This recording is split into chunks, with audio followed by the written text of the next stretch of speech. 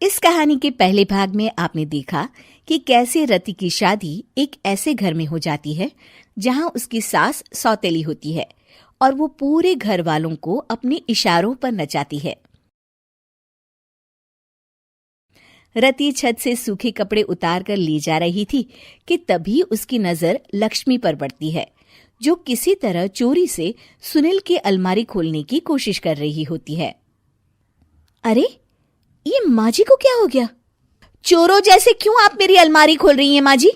आपको क्या चाहिए मुझे बताइए। अरे वाह, क्या चाहिए मुझे बताइए। अरे मैं इस घर की मालकिन हूँ, पूरा घर मेरे इशारों पर नाचता है और तुम्हें बताऊं कि मुझे क्या चाहिए? हट यहाँ से। और वो उसे जोर से धक्का देती है।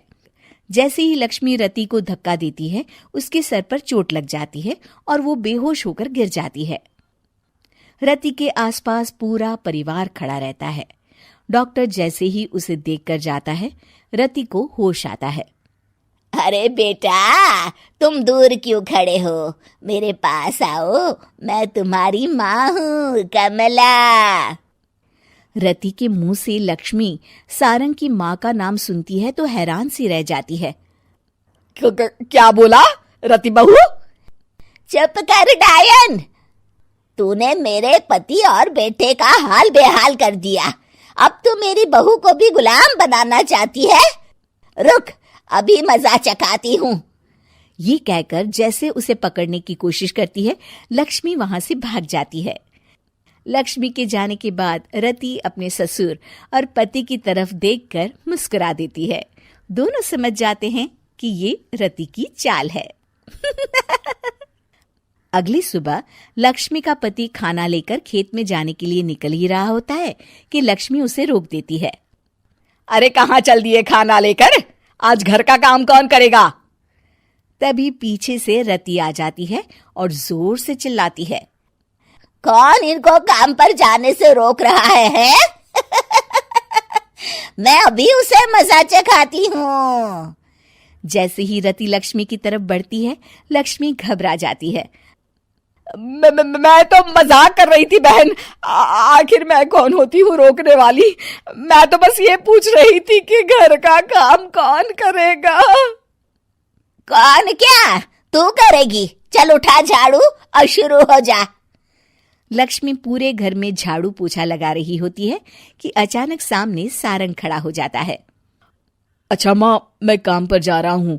रति के मामा की फैक्ट्री है, मैं वहां आज से मैनेजर के तौर पर काम करूंगा। सैलरी भी अच्छी है। अरे सारंग, तुझे क्या जरूरत पड़ गई काम करने की?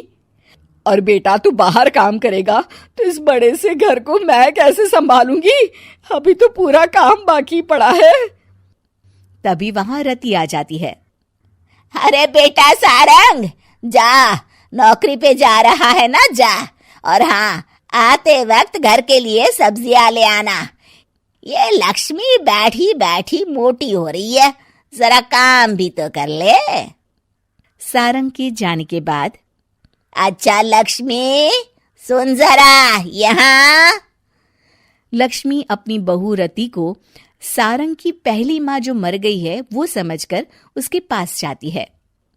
अरे बहन, ऐसा क्या हो गया जो तुम्हें वापस आना पड़ा? मैं तो बड़े ही प्यार से इस परिवार को चला रही थी। प्यार से तो मैं बहुत साल से तुझे मजा चखाना चाहती थी, लेकिन किसी औरत का शरीर मुझे नहीं मिल रहा था प्रवेश करने के लिए।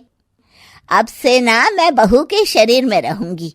और हाँ, तूने कोई भी चालाकी दिखाई या मेरे घर के लोगों को परेशान करने की कोशिश की तो तेरा गला दबा दूंगी। लक्ष्मी रति के मुंह से ये सुनकर डर जाती है और शाम को अपने बेटे और पति के सामने जाकर कहती है, तुम दोनों मुझे माफ कर दो। मैं अब तुम दोनों को कभी परेशान नहीं करूंगी। और बहू, तुम मेरी बेटी की तरह हो, बस अब बेटी की तरह ही बनकर रहना। लक्ष्मी उन लोगों को इतना कहकर वहां से चली जाती है और उसके जाने के बाद तीनों एक दूसरे की तरफ देखकर हंस देते हैं।